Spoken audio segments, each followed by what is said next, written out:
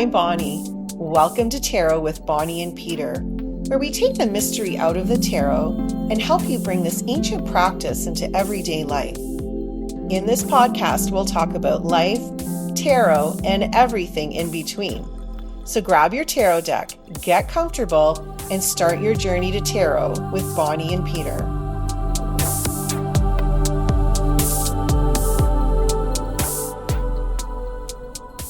Hi, everyone, and welcome to Tarot with Bonnie and Peter once again.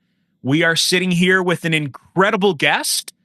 We have with us Yasmin Boland. So let me tell you a little bit about Yasmin. Yasmin is an award-winning astrologer. She's an award-winning author. She has been seen on and talked about in places like Body and Soul magazine, Oprah Daily, Soul and Spirit, Vogue, Red, Yahoo. I could go on and on. She is the creator of what just might be the best-selling oracle deck on the planet, Moonology, for those who have been living underneath a rock. Moonology is a series of oracle decks, books, support materials that help us all actually use the connection with the moon that helps us to reconnect with the divine. I could go on, and I could go on, and I could go on, but Bonnie and I have already decided that our guest intros are too long. I will state we are over the moon.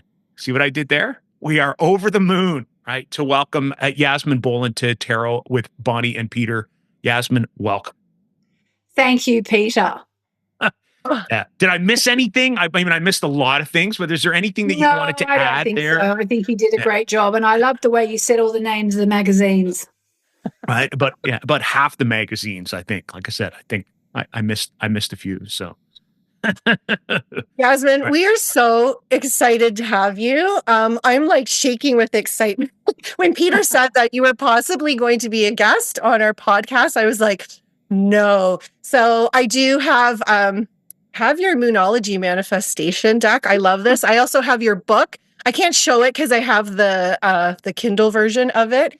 And I use it all the time. So we are so excited to have you here. Thank you so much. Well, thank you. I guess what we'd love to know is, I know you have a little bit of a history with the tarot, but do you want to, let us know what your history is with the tarot and maybe how that came to be with your astrology practice? Like anything you want to tell us, we would love to. Okay. Well, okay. So I think the first thing to say is I grew up Catholic. So tarot did not really feature much in my, teenage years, for example. It's the kind of thing, my mom or my grandma would have warned me against such things and that sort of stuff. I guess I first became interested in tarot when I was still a journalist, and I had a girlfriend called Anita Nike. Some people will know her. She's a pretty prolific author here in the UK, actually, but she writes more about young adults. But she used to have a deck of tarot. So we were working together on a magazine called Just 17, which anyone over a certain age here in the UK will remember. It was a bit like your or the American version of 17 magazine. I remember that. Right. Okay. Well, this was weekly and glossy and very poppy, but sort of the same audience. Anyway, so Anita had this deck of tarot. Once every 6 weeks, I would have some burning question and I'd say, oh my God, Anita, can I come over and we can do a tarot spread? And she'd be like, sure, no problem. So that's probably where I first started to understand tarot. So that would have been, I hate to think, in the 1990s. And again, it was sort of like, oh, tarot, yeah, like, I'd sort of been hoping someone might buy me a deck of tarot, but by this stage I'd started to use oracle cards, and I had it in my head that I had someone had to buy me a deck. That was when I first started to really look into tarot. So that was a good probably 10 years after my introduction in London. And it was really strange, I remember, because I got this deck of cards. I've still got them somewhere. I haven't actually been able to find them for about a year because I actually don't use tarot that much. I use oracle cards.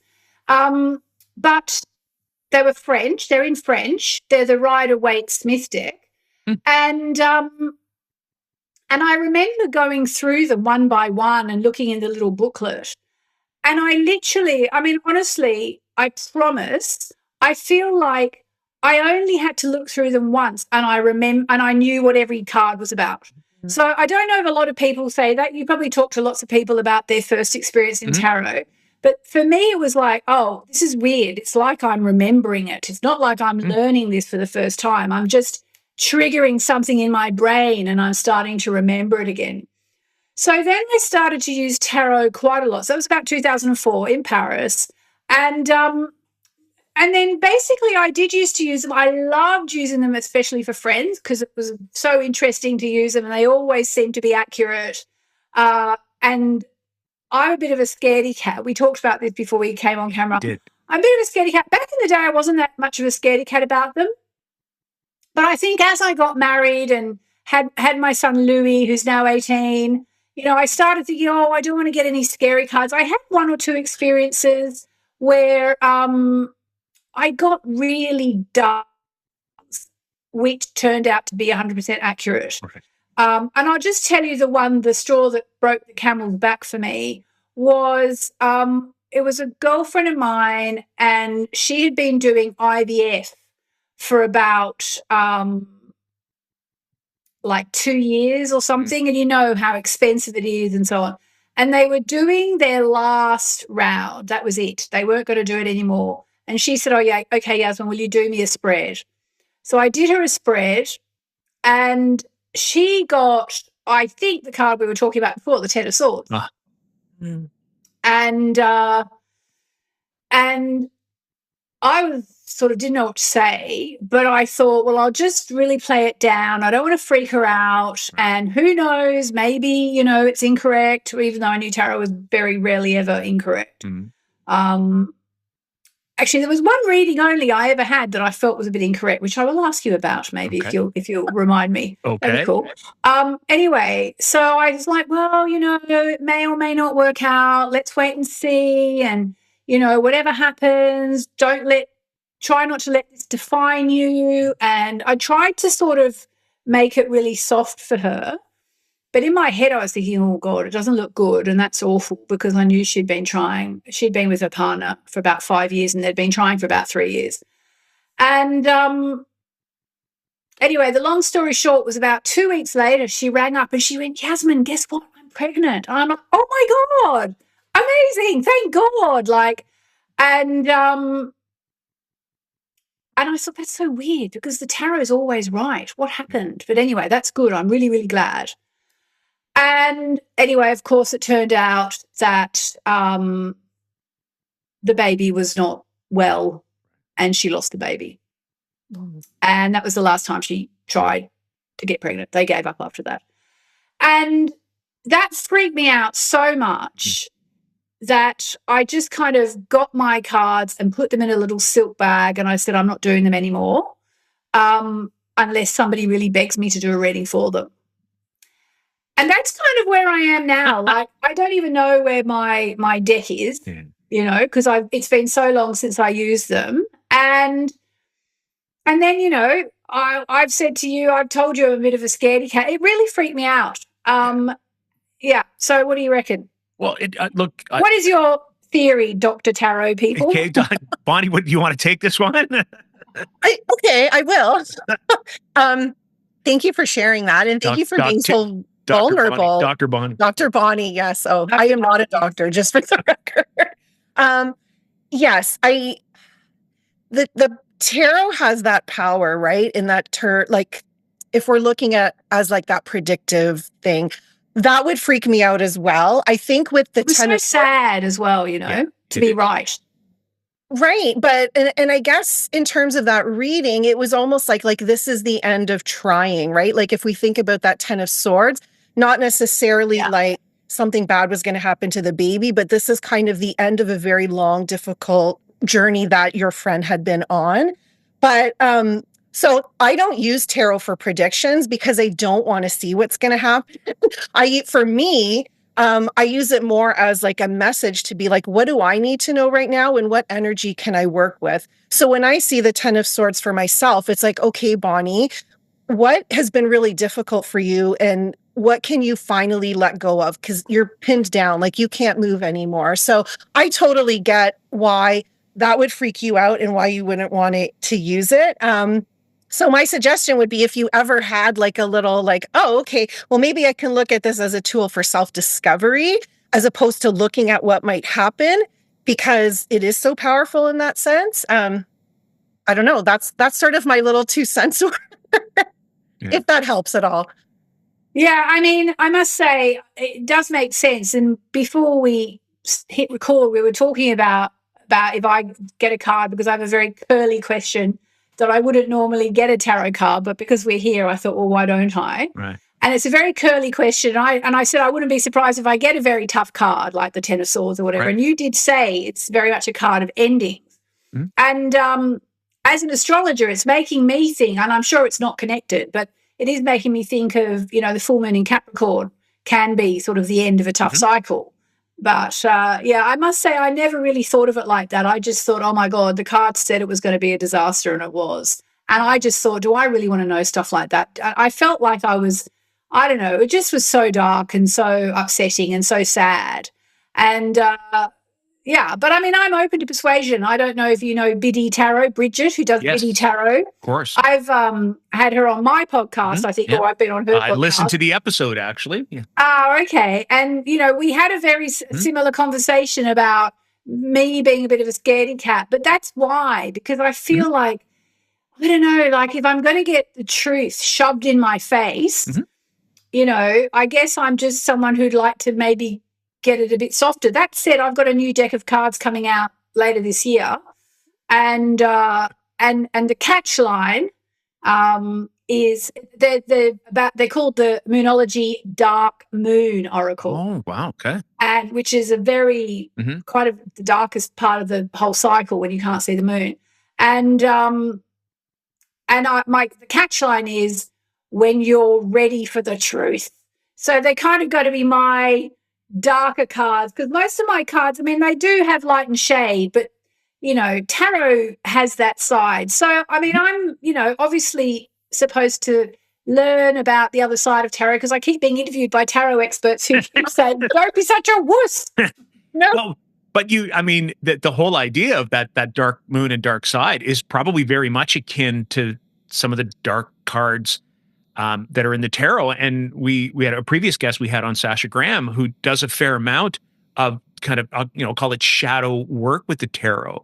Yeah. And she talked about the idea that sometimes, those dark cards can represent elements of ourselves that maybe we're afraid to explore. Or, I think, and you mentioned astrology, I think there are times when astrology is also not, all rosy and all wonderful things. Exactly, right? When Pluto gets thrown in the mix, or Saturn sometimes gets thrown in the mix, or there's a hard aspect, to challenging, either planets or positions, it can be difficult.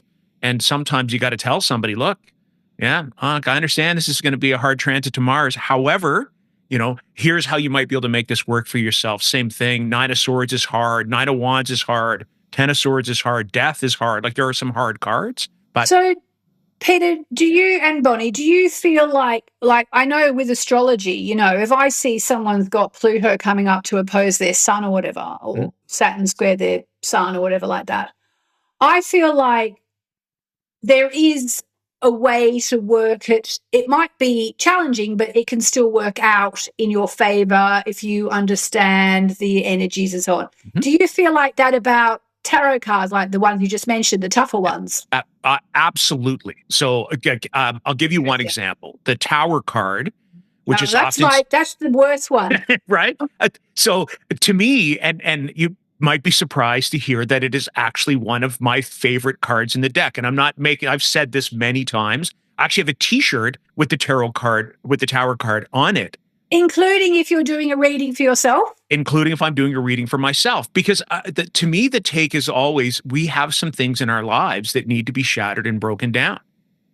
And now the Tower is an opportunity to be able to do that. Now, the Tower doesn't talk about rebuilding something, but it definitely talks about, you know what? Something there's got a shaky foundation. And if you don't explore what that is, then the lightning bolt is going to come and knock it down for you. So I think sometimes the Tower, seeing that Tower card for yourself, is an invitation to stop and go, hold on a second. Let me do a bit of a self-check here. What is it that, is standing on solid ground? And what is it that I'm kidding myself might not necessarily be as firm as I think? So I think cards like that I'm glad I mentioned the card where you're like, ooh, that's the one. Because it really can have not a positive side, but it can have a side that sort of helps us move beyond that. Does that make sense? I don't know if I, went around. It totally makes sense. It totally makes sense. I'm just wondering, like if it comes up for me, am I able to see it like that? Because I still feel like it's a prediction of gloom and doom and destruction and total chaos and loss and all that. Can I offer I was going to say Bonnie's dying to jump in on that. Go for it. I've got the Tower a few times this week. Oh, really?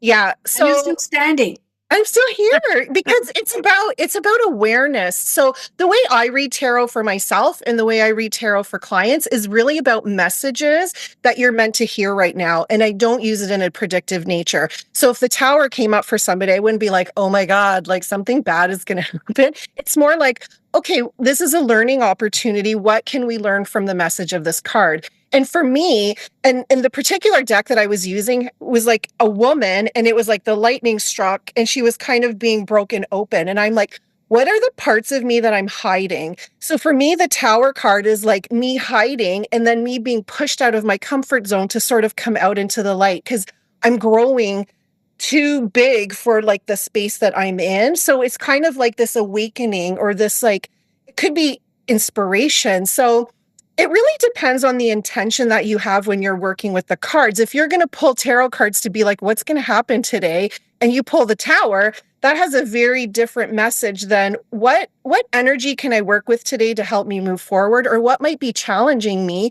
And if you look at the cards from a place of self-discovery or what you can learn about yourself, I'm actually doing a workshop about this, like tarot as a mirror, not for the future, but for you right now. It's like, how can I see myself in the cards? So that's the way I approach the tarot, because I'm like you. I don't want to see scary cards. Like and I always say to people, be careful what you ask for. It'll show up. So if you're not ready to hear the answer, right, we won't even go there. So that's sort of what I would offer you if the Tower came up. Well, we'll see, because I am going to get a card eventually. So we'll put out all the worst cards. Yeah. Now, I could, because when we talk about, and when I hear Bonnie describing, how she works with the cards, it sound like tools, for guidance, for insight. And I often, again, I think of almost Kelly's taglines when she talks about the work that she does in astrology, and that idea of insight and guidance is very much there. But I also think when you I watch the clips that you put out on, I watch them through Facebook, like through your Facebook page, but they're very much similar. This is the energy that's coming up, often the energy of the moon. And this is how you can work with it or work through it if it's challenging. So if I could ask you a question that's kind of related, if somebody was going to start using the moon energy, because your practice is very much embodied in that, where might they start? They want to connect with the divine. They want to use that moon. What might be a good first step?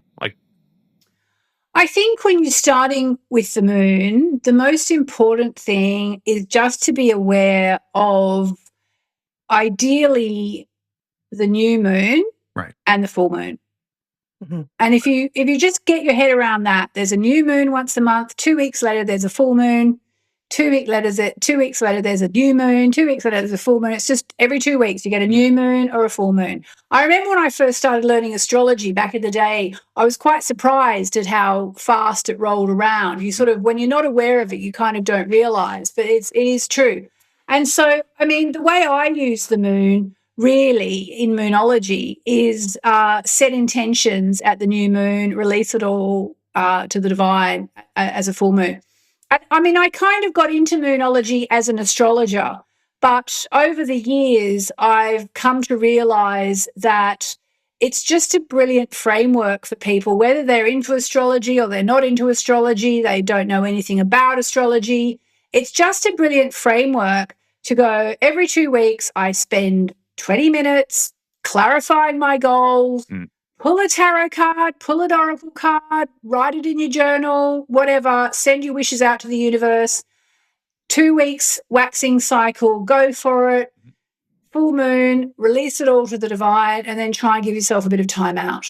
And that would be the way I would approach it, because at the end of the day, you know, we're all so busy. Everyone's so busy, especially, I mean, I know it's getting a bit late to be referring to the pandemic, but I still think some of us are still in recovery from the pandemic. Agreed. You know, lives were changed by the pandemic, and also we had all that time, and then all of a sudden we were bang back into real life.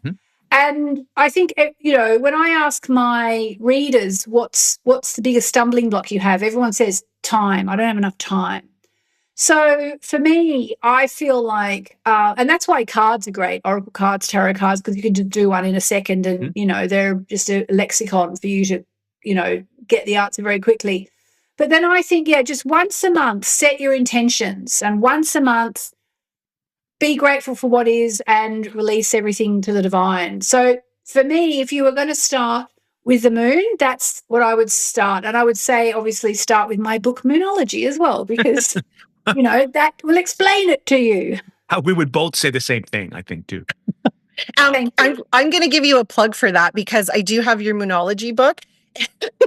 You might find this very creepy, but when on like the night of a full moon or the night of a new moon, because I'm like you, I always set intention. I'm a huge, like, I think setting intentions is so important. So yeah, it's so, because if you don't have a focus, like, you're just doing the same thing every day, right? Yeah. And life just kind of gets on top of you. Well, and exactly, because I want to make sure that Bonnie, because Bonnie's, a lot of her tarot practice, particularly when she works with clients, actually is intention based. So to get back to when we were talking about challenging cards, there are times when a card like the Tower or the Ten of Swords or the Five of Pentacles has an intention attached to it as well. So I don't know, Bonnie, I'm sure I cut you off, but I wanted to. No, that's okay.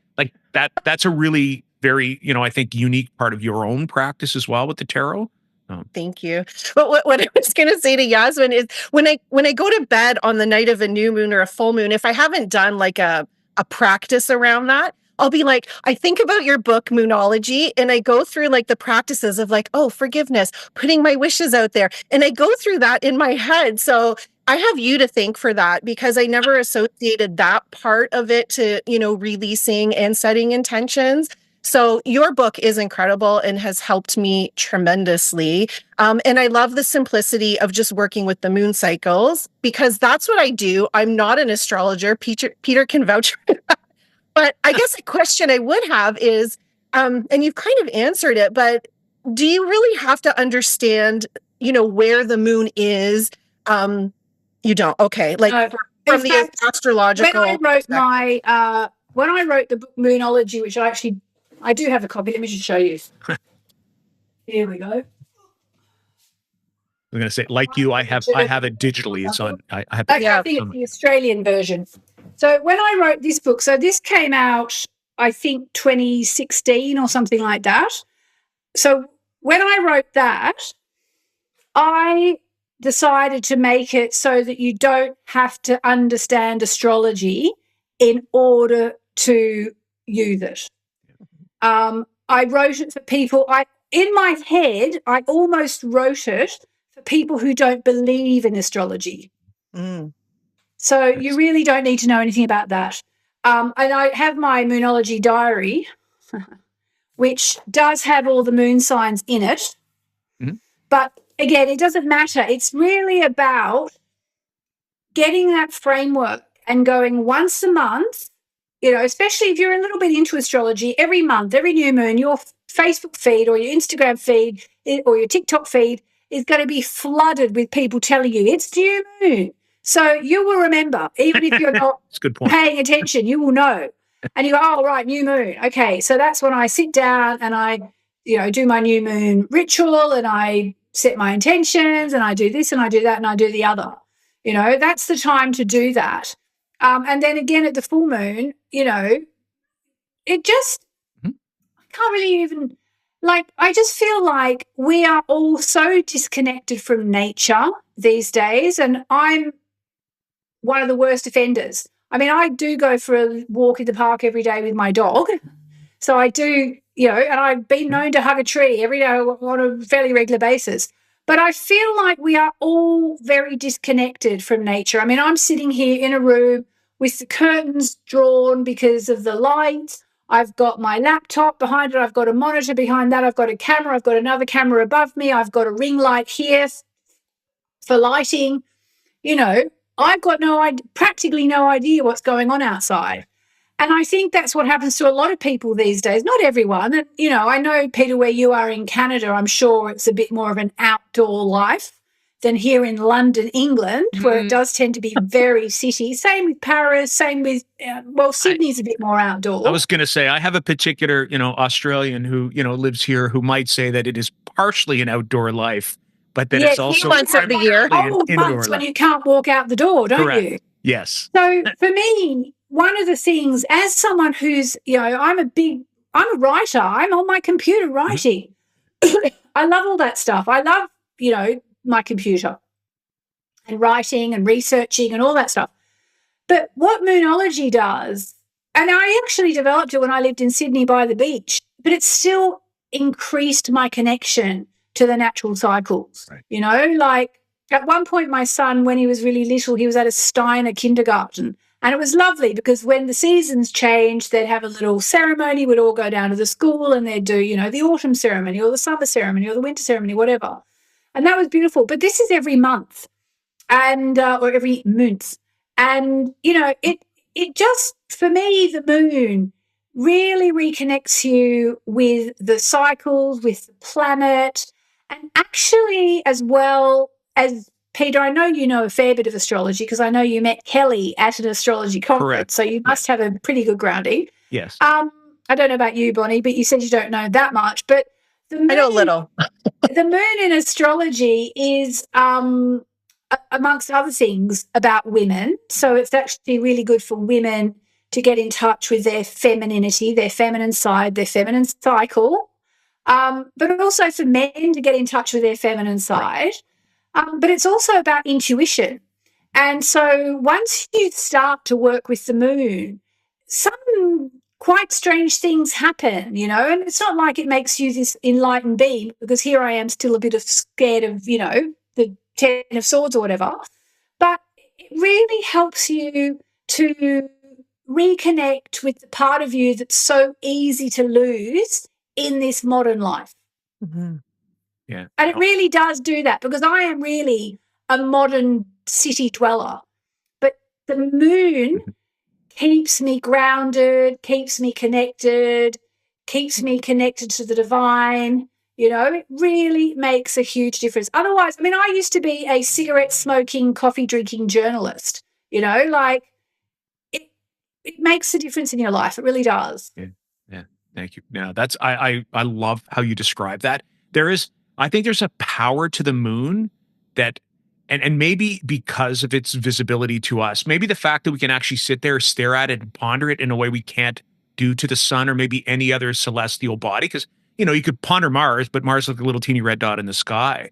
Yeah. Whereas there's no mistaking when you're thinking about the moon that it really does cause you to kind of stop and reflect, which would be sort of another kind of moon quality.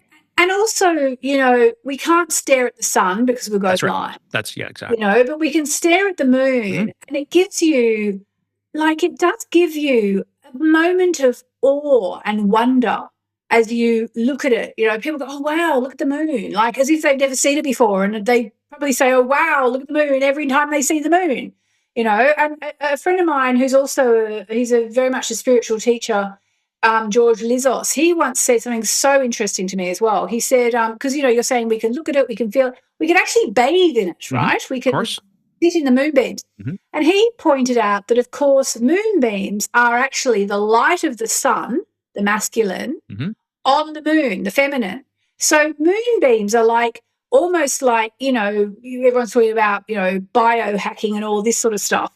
Well, astrologically, biohacking, you've got the masculine and the feminine coming down on you. That is really powerful. Moonbeams, to me, are really powerful because they are uniting the male and the female. And I think that one of the great tasks of, spirituality is to help unite the masculine and the feminine, because it all tends to be one or the other.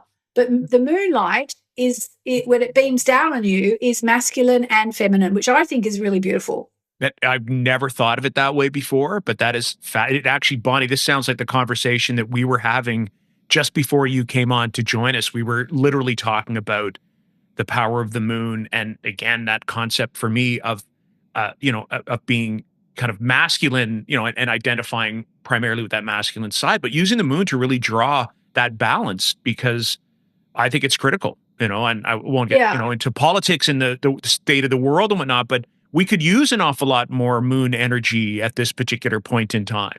We sure could. Right? We sure could.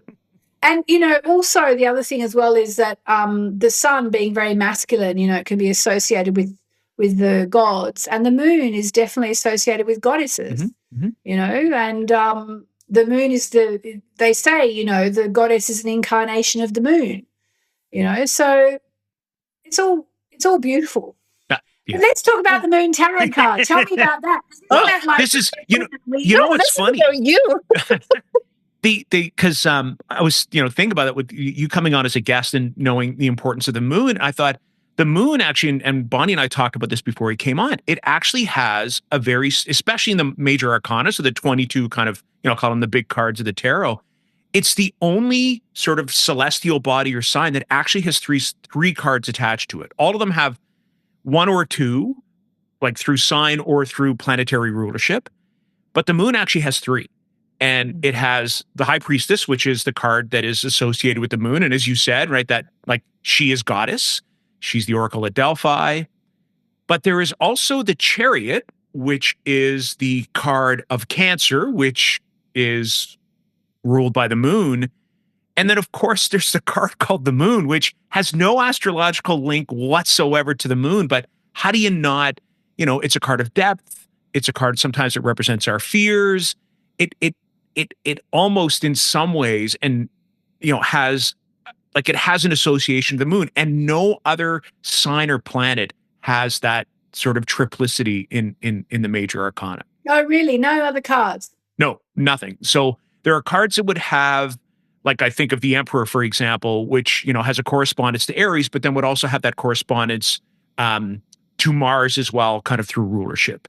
And every card would sort of have that level of duality, every sign or planet would have that sort of level of duality. It has a card that's associated to the sign, and then through rulership has a card that's associated to the planet, or vice versa. But because the sun, the only other kind of luminary card in the tarot, is actually linked to the sun, it only has that sun, and then it has the sun rulership link, through Leo as well. But the moon has its link to its rulership card, the High Priestess. It's linked to the Chariot through Cancer, but then it also has its link to the card that it's named after, which is the moon, which is astrologically linked to Pisces. Who knows why that is, but that's what it is. So it is. So the moon card is associated with Pisces. With Pisces, correct? Yeah. Oh, and my moon is in Pisces. Isn't that interesting? Oh, there you go. Right, there you go. What about the star card? Is that the sun? No, actually, not the sun. So the star card would be and when I talk about linked, for me, it's always linked through the system of the Hermetic Order of the Golden Dawn. So tarot does not have the same history of astrology. Probably 130 years ago, 1880s, 1890s, maybe linked to French occultists back in the 1780s. Aquarius is actually the astrological link to the star card. Okay. So, and you can kind of think of that. And I sometimes think the astrological links, like that would be Saturn back then, right? Yes. It doesn't feel like a very Saturnian card, does it? It doesn't. It probably feels a little bit more, like a Neptunian card. But it does have, because the sun. Right? Because it is a luminary. And then, I think about the order of the luminaries in the tarot as well, because they do go by luminescence, starts with the star, then goes to the moon, then goes to the sun. So, and to me, I go back because, what's the card that's just before the star card? It's your favorite card, Yasmin. It's the Tower card, right? So we got to tear everything down. We got to sit in absolute and utter blackness. And then the star peeks out, and it's that very, very first pinprick of light that we see in the sky. Then we get the moon that isn't quite direct sunlight for us, but like I love that. I'm going to use that actually. That George idea, Lizos. right? Okay, so I will make sure that I do the attribution, but it's that blending of it's almost that balance. It sits between the two, and then the sun that just becomes that big, powerful luminary that is sometimes too much, right? Oh, I don't know. Yes, well, I feel that the therapy is working quite well. Thank you very much. This has been so enlightening. And I'm going to go back to the simplicity of working just with new moon and full moon energy. And I tell my kids and my husband all the time when we're in that phase, I'm like, new moon, let's set your intentions. And I love this too from your book, because I never thought about intentions as wishes. And the way it's like, I made my, when you were trying to move to Paris, I think, and then you said, oh, you put your wish out there. And I think about that and the power of that. So I tell my kids all the time and my husband, like, make your wishes. And then when the full moon rolls around, I'm like, okay, what are you guys ready to let go of? Like, it's time to like say goodbye to some of those things that you don't want to carry anymore. So yeah. I think that's so powerful because, I don't have a strong background in astrology, but I know like those moon cycles, and your book really helps me to go a little bit deeper in terms of what sign that the moon is in at that time. So thank you. I just think, honestly, I mean, I've been working with Moonology now for, I guess, 25 years. And I mean, I just feel that it works. Like, even as neuroscience sort of becomes more accessible to the layperson like me, everything they're saying in neuroscience just backs up this whole thing of, intentions, release, let go of grudges. There's a book called Mind Magic by a guy called Dr. James Doty. And I read that. And it's basically, one neuroscientist talks about manifesting. And it's quite a technical book, to be honest. Borderline too technical for me, because it's a lot about the reticular activating system and all this sort of stuff. You read it? Reticular activating system. Right, yeah. And so, but everything, I actually listened to it on audio on a very long drive, I think to France and back one day at one trip. And I kept like sending myself voice notes because it just matches with what I do. And it made me realize now, as we start to understand why manifesting works, and, I've been like you, I'm sure, I've been testing manifesting for 25 years, like literally pretty much every day. I just wouldn't be doing it anymore if it wasn't true. And in a way, neuroscience catching up is a relief, because it's starting to make me go, okay, so that's why it works, because it's so weird and such a new domain. And doing the Moonology system, new moon intentions, full moon forgiveness, it works. It will change your life. It will change your life. And that's all for the better. Yeah, I agree. Good. Well, so do we don't want to keep you because we want to value your time. We're so excited to have you here. But do we want to get to that point where we draw a card? How do we want to do that? Okay, well, I'm just going to preface this by saying I'm going to ask a question in my head. I'll write it down. And since I can't find my deck, I'm expecting a gnarly answer. So if I get the tarot or the tower or the Ten of Swords or whatever, I'm not going to be too horrified. I'm just going to preface it all with that. So are you brave enough to draw me a card, Bonnie? Let me see you shuffling them, so I know you're not taking the tower out of the deck. Out of the deck? Okay. Virtue used to do that. Oh, really? Take the nasty cards out? She took all the nasty cards out because she was like me. She was a big pussy. And so she just ripped up the tarot, the tower and all that, and she would only get nice cards. Well, that's all right. Yeah, I think that's okay too. I've said this before in prior episodes. Like, even if you're going to go to an event and you're going to read for people, people don't want to see those scary cards, even if you're not reading it in a predictive way. I'm like, then take them out, right? Like, it's all about your intention and how you want to use it. Yes. So, And let's say that we're going to do Bonnie style. So it's not a prediction, it's right, what I need to know. right. And then will Peter draw a card for you as well? I think one's plenty, actually, if you There don't you mind. go. Pressure's on Okay, you. well then Peter can weigh in. How about we say that? I'll pull the card. So either of you, you're going to do tarot, aren't you? Not oracle cards. I have your deck here. No, do tarot. I'm drowning in oracle cards. Okay, I'm going to use my Light Seers Tarot by Chris Ann. Every card is Okay, I'm going to shuffle. Do you want to see me shuffling? Okay, so you've asked your question in your head? Yeah, I've written it down. You've written it down. Okay, so I'm going to pull a card, and then I'll let you know what the message is for you right now based on that card, and then Peter can weigh in and give us his insights as well. I don't think Peter's going to weigh in at all. I think Peter likes just sitting here right here in the background. I'm so nervous right now. Okay. You've got this. I don't think Yasmin asked me at all to read, Bonnie. I think this one was directed right at you. No nerves whatsoever for you. Okay. Oh my God. You're not going to believe. No, it's the moon. Ah! That's beautiful. Right? Amazing. Okay. Okay, so now tell me what it means. Okay. There's so much, like everything is spinning. Okay. So in this particular iteration, so Chris Ann did a beautiful job about depicting the moon in this card. So it has a woman, she's in the water, the full moon is out, and it's bringing those rays down. So it's almost like she's coming to the surface. So when I see the moon card, I think about what fears do we have that are ready to come to the light? And because the moon, do we have that are ready to come to the light? Oh. Yeah, it's about sort of facing your fears. Like, it's like I'm sort of done now with this thing that's been keeping me stuck, and I'm ready to now bring that up, even though that might be a little bit scary for me. So having the ability with the softness of the moon, and Sasha Graham actually said this before when she was talking about the moon. Sometimes when we want to look at something, to do it in the sun, it's too harsh.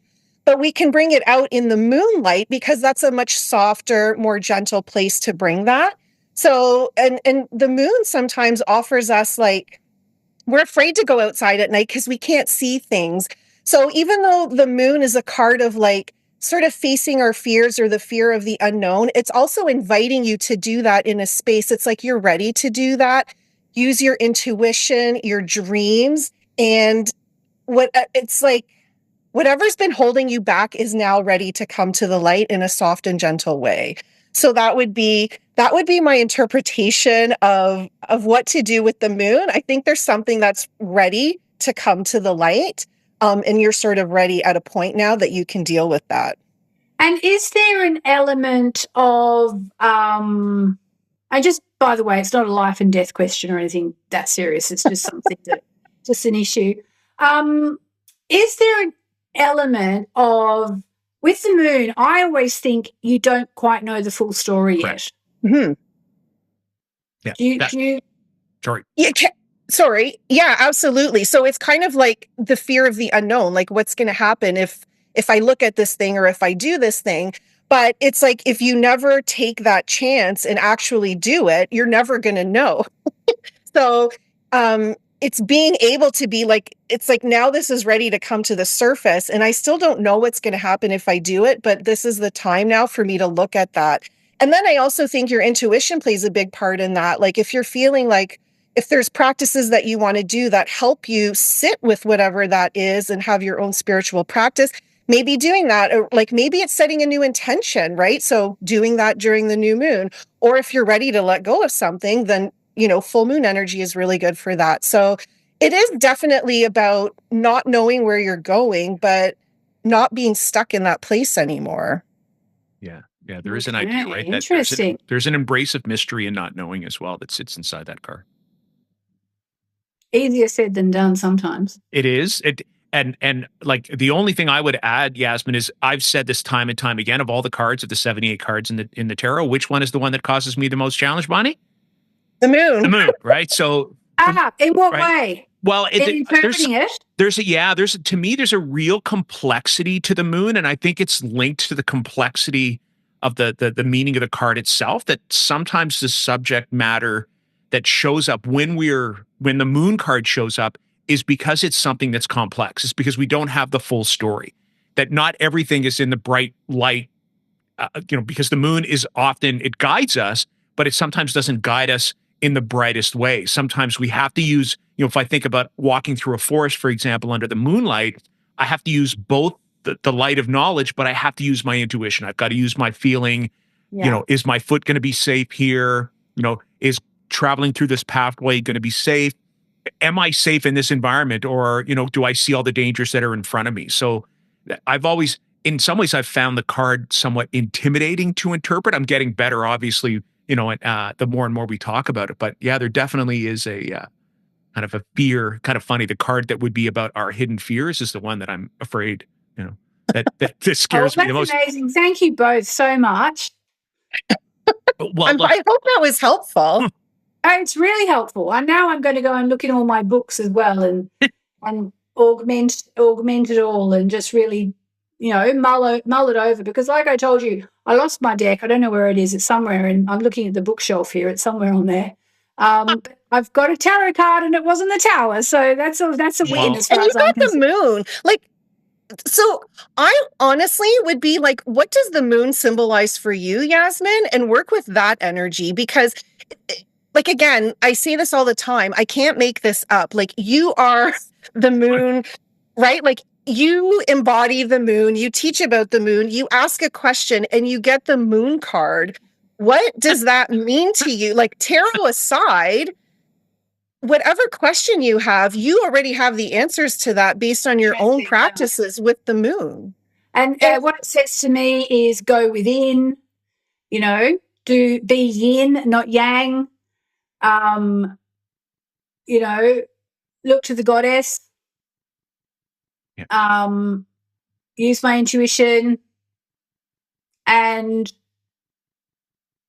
that there is more information to come. Mm-hmm. Wow, that's fantastic. Speaking of more information to come, you mentioned the idea of a new deck coming out. Is there any other information to come? Where can people find you? Have you got something sort of in the works that you could take the opportunity to share for people who are watching and listening? Sure, thank you. So I guess, the new deck is coming out. I think we just decided it's going to be in September or October. Okay. It's all done. The artwork's incredible. I actually really love this new deck. It's a departure from my previous decks. All of them are different. And this one is really, I did, slightly go to the dark side because, it's the dark moon. It's face up to the stuff. So there's that. There's my Moonology diary, which is pretty much sold out around the world. But if you can get a copy, sometimes you'll get one on Amazon Marketplace or whatever. That is if you want to stay in touch with the moon. So that's got information about all the new and full moons for 2025. So you can, and space to do your new moon wishes and forgiveness lists and so on. And, I'm on Facebook, I'm on Instagram, my website's Yasmin Boland. I'm around. Yes. And we'll include all of that in our show notes as well. So that, for people who are listening and, like I said, who live under a rock and don't know where to find you, then, we'll make sure that they know where to find you. Thank you. No, thank you. And I just want to add a little piece, if I may. So every day I pull cards for myself, and quite often I love Oracle cards. That's how I started this whole journey. And I do have your Moonology deck. So I pulled a card this morning. Can I share my card with, yeah? Please do. Okay. So I pulled New Moon in Libra. Know you are loved. So it's very near and dear to my heart. I teach a lot about self-love, compassion, kindness for the self, So when I pulled this card, I was like, oh, you're speaking to my soul. And it was such validation. So your cards offer so much insight. There's like there's affirmations, which I'm a huge proponent of, like all the things you could ever want in an oracle card or like an oracle deck is in that deck. So I absolutely love it. Bonnie. Thank you. Yeah. I was told by someone that, by Colette Barron-Reed, actually, who's done a lot of oracle card decks. Yeah. She said, oh, yeah, I think the reason why your decks are so good, which is very nice for her to say that, but she said, I think it's because you use astrology as your framework. So as Peter will know, if you have an astrological framework for something, you're pretty much going to cover everything. You have to. So I think that's one of the reasons why they work. Because it's quite scary as a writer to create your own deck, because you know how to write a book, but how on earth are you going to write a deck that works? Fair enough. So I guess the challenge now for you guys is to write your own deck. Well, yeah. Yes. Well, right. Yes. We probably have all kinds of challenges that are going to come from, our different experiences on this podcast, but that is the dream though. Yeah. All right. Well, it's not that hard. And for anyone else who's listening, you just go onto, I think it's Alibaba, which is this sort of big marketplace thing. And there are people there who make decks. You can literally just write them. The hard thing is getting the artwork, because for one thing, it needs to be good. And for another thing, if you get a proper artist, it could be very expensive. Yes. But once you've got that, you just email it across to them. And before you know it, you'll have 5,000 boxes of, Peter and Bonnie tarot cards in the living room. Oh, Kelly to fall over in the morning on the way to her coffee. Exactly. That would be fantastic. Actually, that would be fantastic. I reckon you would have something to contribute, like just for what it's worth, because you guys have done so much study, and in a way, why not? Okay. Well, there you go. I've been sent by the universe to tell you that. Okay. Perfect. That's our new moon intention, Peter. We just had a new moon, so we can use that one, or we can wait for the next one. We can put it out there. Why not? Oh, I would love that. All right, Bonnie, we've got another project to do, you and I. You heard it here first. Okay. Perfect. All right. Well, Bonnie, I got to welcome Yasmin. I'm going to leave it to you to say goodbye. To say goodbye. Right. Howdy face. I know, right? Howdy face emoji. I know. Yasmin, it's been an absolute pleasure having you on. Like a dream come true for me and Peter too. He speaks so highly of you. And I'm sure people are going to absolutely love this episode and all the wisdom and the insights that you shared with us about using the moon for our own practice is so valuable. Thank you for taking the time to be here. And for everybody listening, if you love this episode, please like it, subscribe to our podcast. The more you do that, the more other people who are curious about the tarot can find out about us. Share it with people, please. That would be great. Yes. Well, can I just say one more thing? Of course. Yes. Yeah, of course.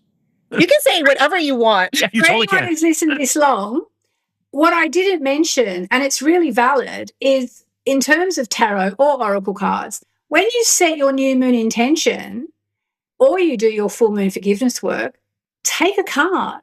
Because the card will tell you what you need to know. So say you're setting a new moon intention or, making a commitment to yourself that you want to, I don't know, walk the Camino Trail or something. Mm-hmm. Take a card. It will tell you what you need to know about your intention. Same with the forgiveness. So just a thought, because I didn't say that, and it's the right place to say it. Yeah, appreciate that. Thank you. Absolutely. Yes, absolutely. And that's why we love doing this work, because there's so much wisdom in the cards. And it is. I think we rely so much on like, oh, what am I thinking or what am I feeling? And then it's like, oh, I have this beautiful tool in front of me. Why can't I just use that? Because that's really just an extension of our own energy when we use the cards in that way. So thank you for that. And thank you, everybody, for listening. And we will see you next time on Tarot with Bonnie and Peter. Bye.